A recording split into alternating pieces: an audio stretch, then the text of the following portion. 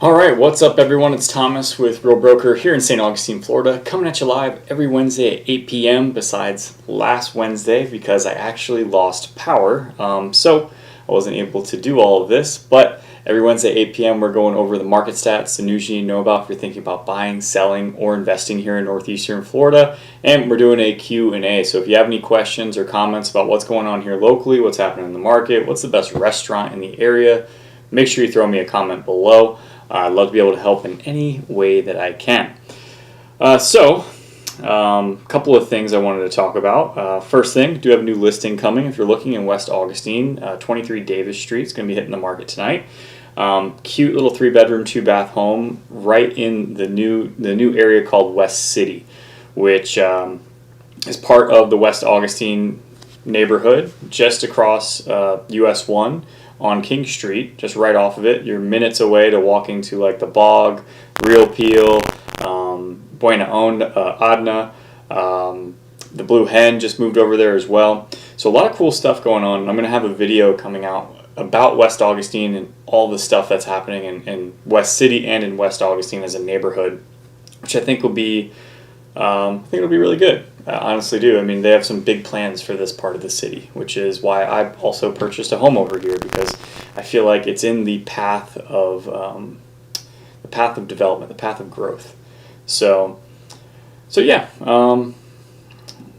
that's going to be it. Let's go ahead and hop into the news, or not the news stories, the market stats that we want to know about here in northeastern Florida. I'm going to share my screen here. I don't know why that's on that screen. Interesting. That's my YouTube analytics.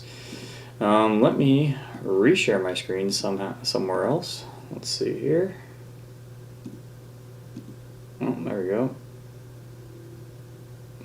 That's what we want. All right. So if we take a look at the market insights for the past, or for May of 2024, this is our entire northeastern Florida area. So we're talking about Duval County, Nassau County, Baker, St. John's, those counties all in the area. This is what we're seeing, which is a $380,000 median sale price, right? And then we also have a price increase of 4.7% year over year, which is pretty significant, I would say. So let's go ahead and just take a look, because the main thing that we want to do is cover St. Johns County here. And if we take a look at St. Johns County now, we're a much higher price point on average than the rest of the surrounding areas. I mean, we're probably more expensive than all of them, right? So month over month, we're actually down 1.9%, but that doesn't really surprise me considering how big of a jump. I think we had an 8% jump month over month last month. And then year over year, we're up 1.3% with the average price being, or the median sale price being $522,000. Now the average sale price is probably north of $600,000. I think it's $640,000 the last time I checked.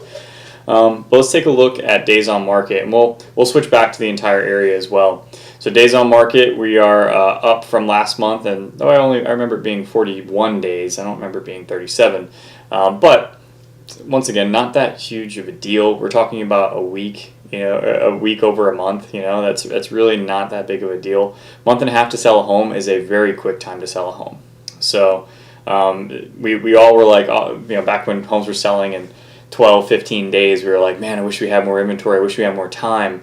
And if you're a buyer in this market, now you get it. You have a little bit more options, and you also have more time, and then you can negotiate a little bit. If you're a seller in this market, this is just knowing like, hey, you got to price your property correctly if you want to get the most buyers interested in your house, because there is more inventory. There's more options than just your house. When there was nothing on the market, it was easy to throw your house up and get exactly what you want, but you need to be realistic. I think that's something that it's really tough because most people are the king of their own castle.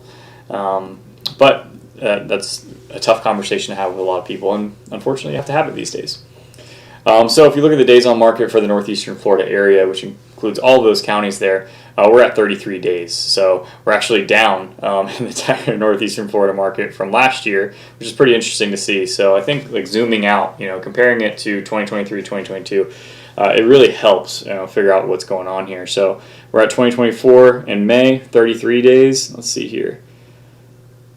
Go to 2023 in May, we're at 34 days, and then 2022 in May, we were at 15 days. So the market has changed. Our days on market has doubled since 2022. But once again, a month to sell your house is not a long time at all. So to me, this looks like there's good strength in our market. But if you have any questions about that, let me know.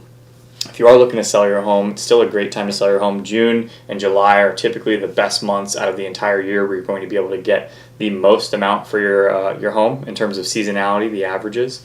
If you're looking to buy, you're going to spend more during the summer months, and that's just because there's more competition. That's typically when we see the peak in pricing. But in today's world, you are able to negotiate a lot more in terms of the seller concessions that you can get. So if you're looking at new construction, they're going to buy down your rate anyway. They're going to pay your closing costs, and you might be able to negotiate some more items, maybe a price reduction or some other features within the house, blinds, fans, stuff like that.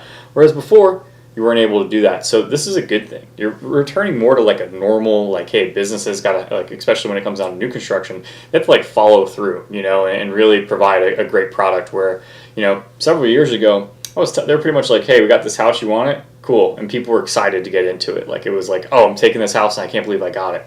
Because that's how scarce our inventory was. But if you have any questions about that, guys, let me know. Looks like we got a couple. Mike DeShavi here. Mike, I hope you're doing well. Just go on YouTube and look at livinginstaugustine.com. But if you're not going to consistently watch, I wouldn't even subscribe. But you can always catch a live here Wednesday at 8 p.m. Because weird thing with YouTube is if you subscribe and don't watch any videos, it just tells YouTube that hey, this guy doesn't make great videos. You subscribed for one video and never came back and watched again. So may not be perfectly relevant for you. Would this include James Gottlob? That reminded me of a lawyer I worked with once before. Nice cowboy hat, by the way. Let me see. I don't believe that includes Flagler County. Let me just double check here. Oh, it does include Flagler County, and I can just cover that real quick. Flagler County is actually on Stellar, which is a different. So essentially, we use NEFAR, Northeastern Florida Association of Realtors. A lot of the state uses Stellar, which essentially those two things are the Realtor MLS, right? So the majority of stuff that's going to be reported is going to be reported on Stellar. So I don't know how accurate this information would be for the Flagler MLS. So I'll give it to you, but I don't know. I'm pretty sure it's not accurate. Matter of fact, looking at it. So it says 31 days on market. I'm almost positive, yeah.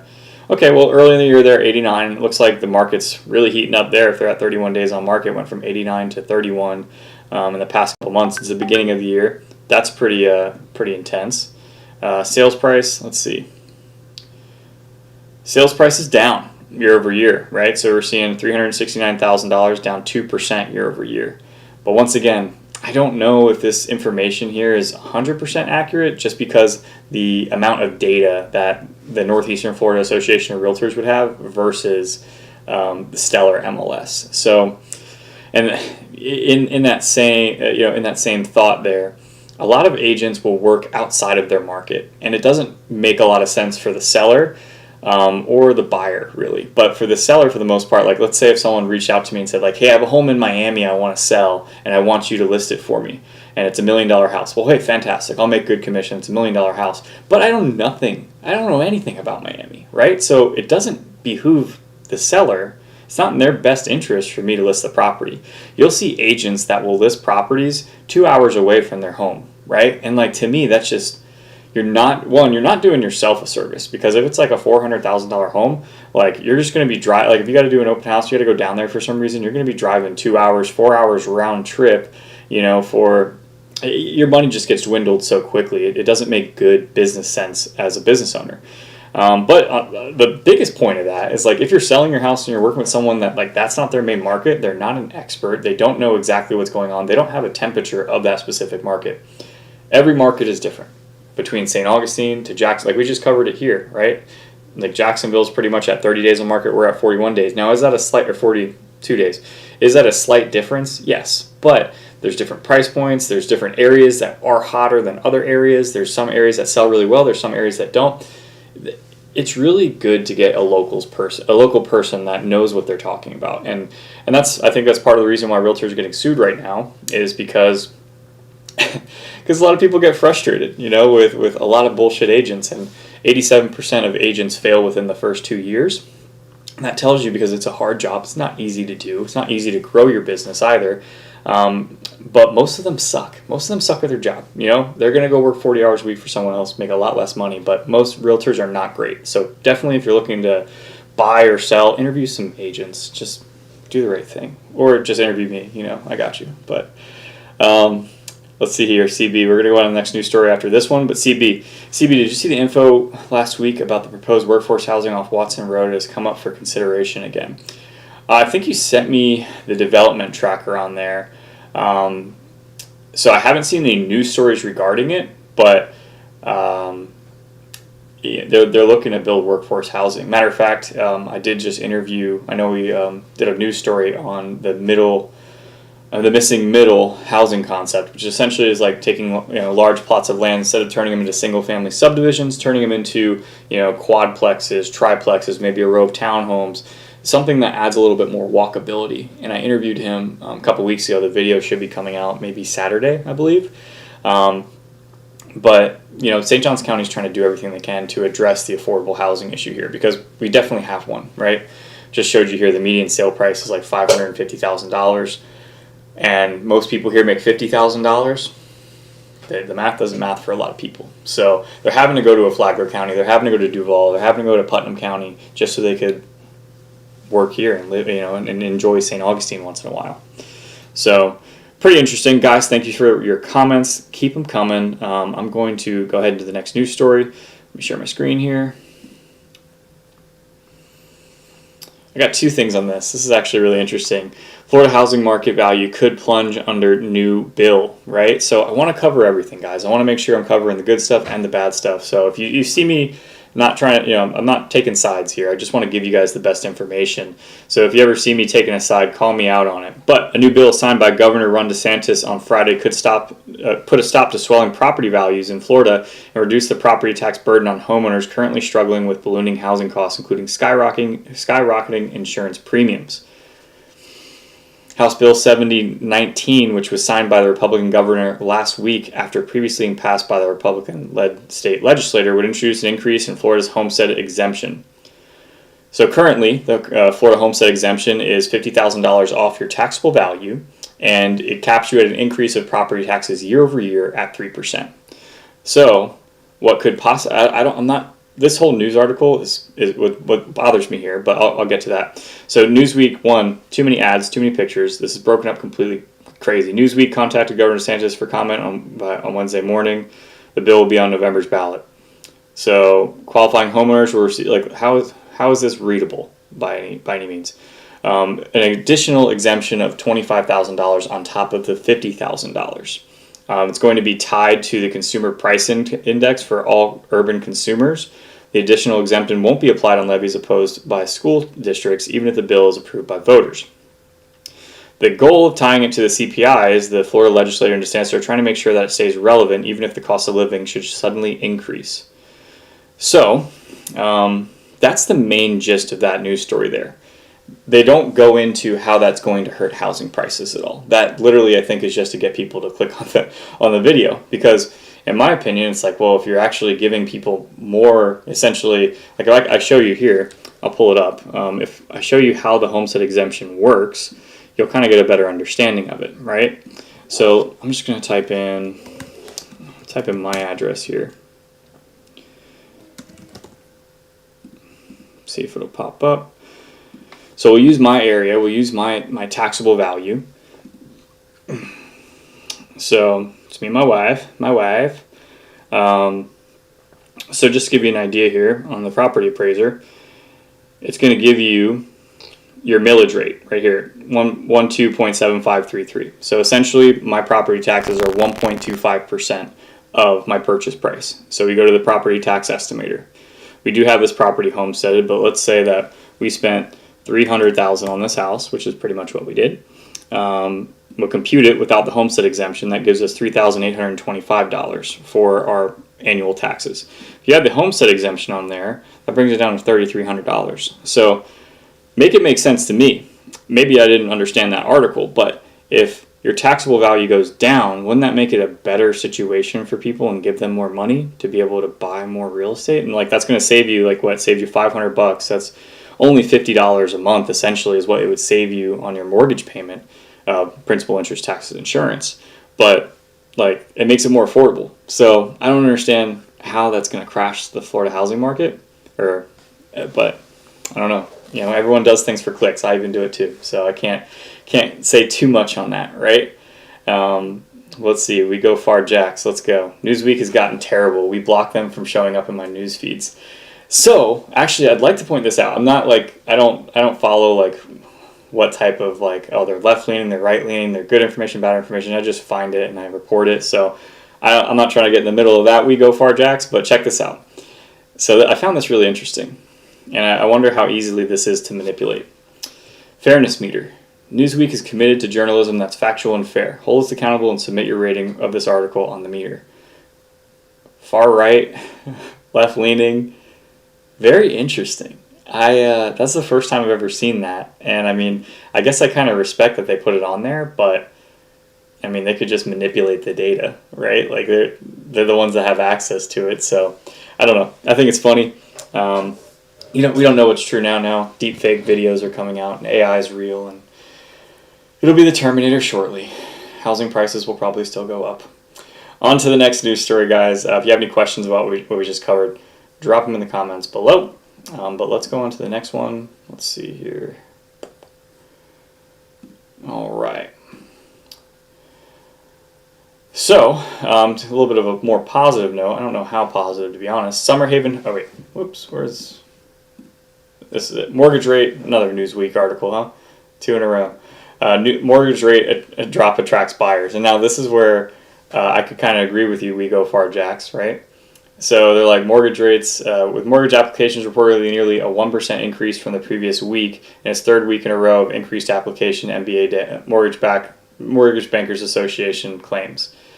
Let's see. They have a statistic on here where it was like, yeah, it's up 1%, but it's down 13% from last year. Now, guys, I'm like, let's zoom out. Let's take a look at things. Like, and that is a benefit, right? And it also said like interest rates went from 6.94 to 6.93.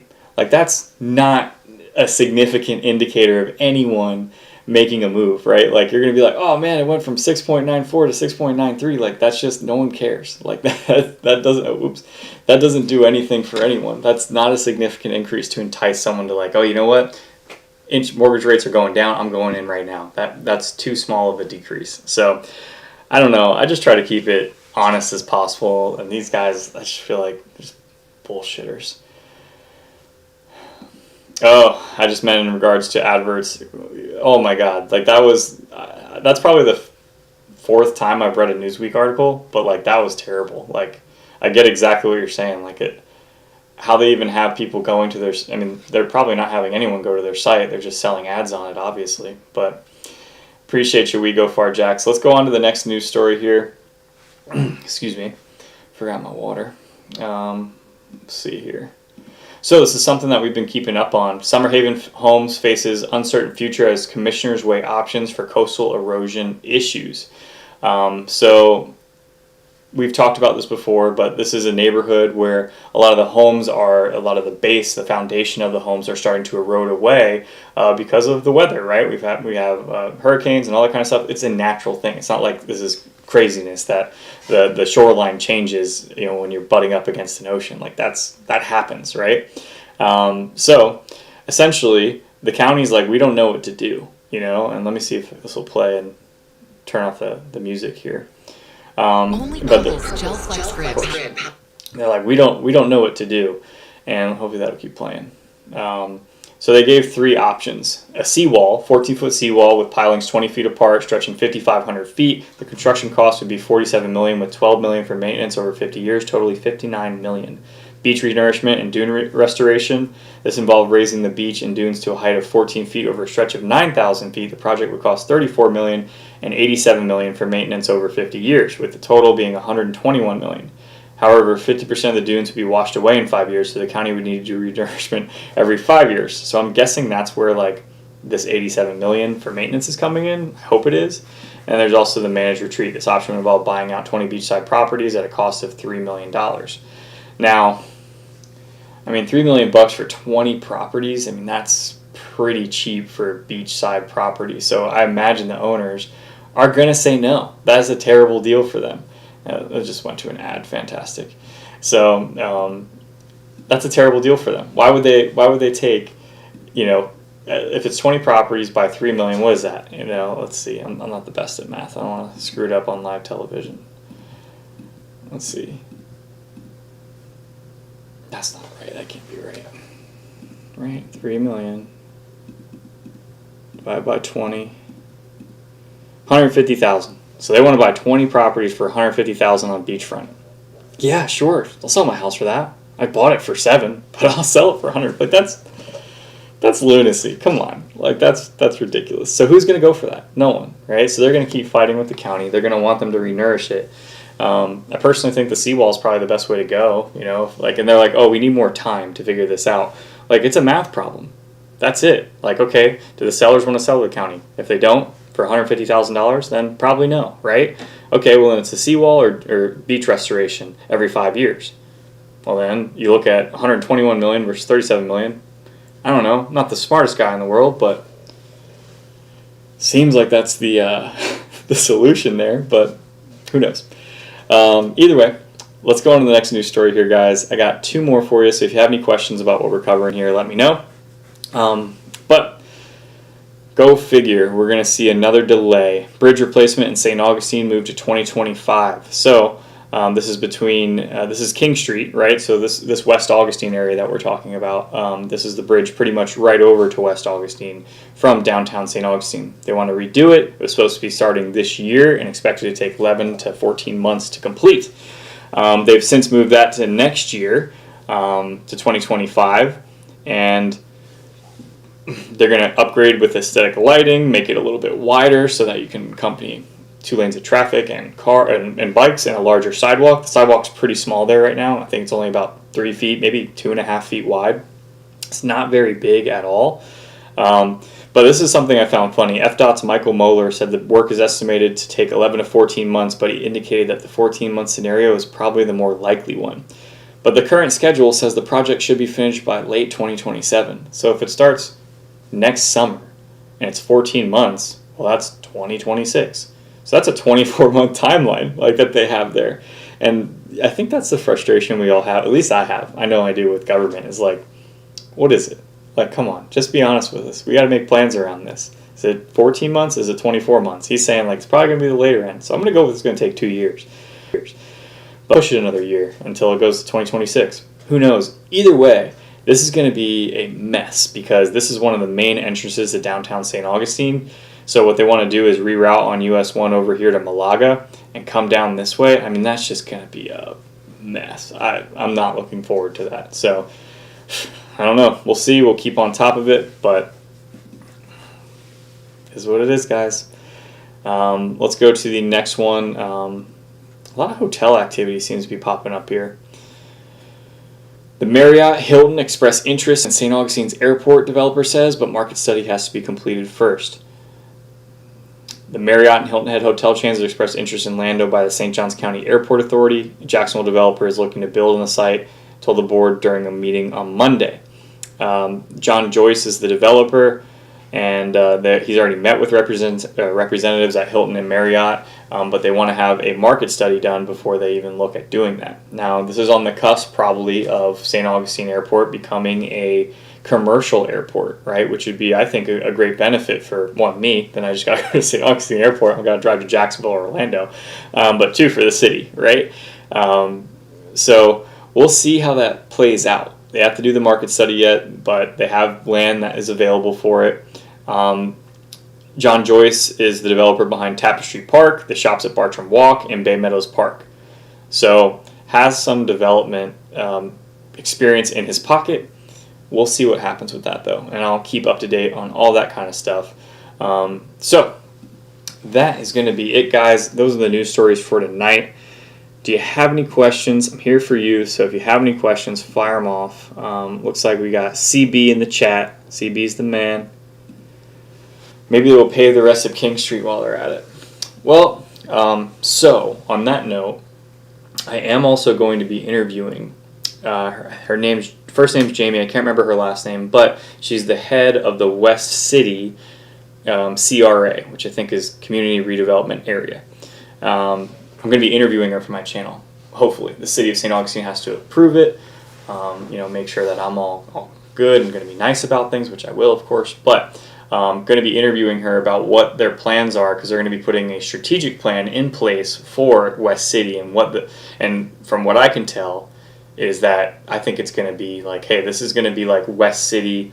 It's going to be a part of downtown St. Augustine. They want to kind of bring more stuff down. And part of the news article that I think you sent me, CV, was even like one of the owners down here. Can't remember his name, but he owns Paper Route, which is a t-shirt printing shop essentially. And he said that downtown is kind of maxed out. There's not really much more that you can do with that area, and I kind of agree. And especially for locals, we don't want to go downtown. It's kind of like New York's Times Square. Yeah, it's great to have there. You go maybe when friends are in town, but you're not going to go down there all the time, right? We probably go down once or twice a month, but not very often. So we're more West Augustine people now, because one, we can walk downtown, but we can walk 10 minutes and we're in West City because we're in West Augustine. So I think it'd be pretty awesome. But hopefully they'll pave probably the rest of King Street up until the railroad track, and then the rest of it is St. Johns County. So that's where the city ends and then the county begins, which is where you see a discrepancy between and that's where I think West City's getting redeveloped now, is because the taxes are much higher on that side of the train tracks than where I'm at. It's almost 2% over on that side of the train tracks, where I just showed you mine are 1.27% or 2.5. So significant tax savings over here with the benefit of being just as close. So I don't think they're going to do much with the road on our side of the railroad track, but we'll see. Looks like we got another comment here. CB was supposed to be done for the 450th celebration. How many years ago was that? 1565 was 9 years ago now. Yeah. So, it's such a minor, in my opinion, it's a minor change. There's not the traffic there is bad pretty much only a couple times of the year, and I live right here, and it's pretty much night of lights where it's terrible, right? But I think adding one lane is going to make a minimal difference in the traffic down there. But government, right? They just kick the can down the road, That's what it seems to be anymore. Aaron Sheeran. That bridge widening, we be much needed. We be much needed. The pirate Aaron. If the light rail line station is going to be built behind the liquor store. Yes, I guess I could see that, but once again, I think it's going to be a minor difference in the traffic in that area, especially when it comes down to night of lights and peak summer season. But if they did add, now the railroad hasn't been approved, right? So they talk about it, right? They've talked about it, and it looks like it's there's some good steam behind it, but I don't know, because talk with the railroad was also talk about building affordable housing there, building commercial space there, which I think would be awesome for that little parcel. But will they do it? I don't know. I think it makes all the sense in the world, but who's to say, what happens and what doesn't? We know the parking garage is going to get started, which that was one piece of that giant puzzle, but they really needed the parking garage. So, I think as Florida grows, it makes more sense to add the public transportation, but hard to say. Aaron, appreciate you, man. Now, let's see here. Oh, will be much needed. Gotcha, yeah. I like the Pirate Aaron version better, but we go far. Jamie Perkins, I think. Jamie Perkins, correct. Yep, Jamie is the head of the West City CRA. Her and another woman named Jill. And so hopefully I can get them on the channel, do a little podcast, and give it out to you guys. Because I really believe that they got some big, and so that's why I want to learn more about what's going on with the strategic plan here. Is that what we talked about? Is the railroad a part of that plan? Is the apartments a part of that plan? Because that really is like where West City is right on that street there, and it makes all the sense in the world for the city to be behind it because it's not only going to help them with tourism, but it'll help people coming in for work. It'll also build some affordable housing for the workers that work in the hospitality industry downtown. So really interested to see what happens there. But you are right on that. We go far, Jax. Jamie Perkins, appreciate you being on here. Let's see here. 16.95. I'm thinking, Stephanie, that's in reference to how long it's been that they've been working on it. It seems that they've made some pretty significant changes here in the past like 3 months. I don't know if you're seeing that. At least going east or westbound towards 95. They've made some pretty big changes, I would say. But yeah, never stop working on yourself. You can take a lesson from 16 and 95. Just keep on working on yourself. And you know what's the crazy thing, Stephanie? You never see anyone there. Why is there not tons of workers out there at a major intersection getting this thing cleaned up night and day? You never see anyone out there. What's going on? Like, you live up north. Up north, they do work all the time. All the time. You know, in Pennsylvania, Jersey, New York. It's constant. You hardly go by one where it's like, oh, there's no one here. What's going on? Like, yeah, I mean, obviously, like there are some times where it happens, but here it seems like every construction site I go by, you just see cones out. No one's out. It's like, what are we doing here? But either way, I got a like for that, so I guess someone agrees. But guys, that's going to be it. I'm going to wrap it up here for tonight. If you do have any other questions, go ahead and throw them in the comments below. I'll get to them as soon as YouTube notifies me about them. I appreciate you guys being here every Wednesday at 8 p.m. going over the market stats, the news you need to know about, think about buying, selling, or investing here in northeastern Florida. If you are looking to buy, sell, or invest, reach out to me and my team. All we try to do is give you the information so that you can make an educated decision on what you already want to do, which is buy, sell, or invest. Until next time, guys, have a great Wednesday night. I'll see you.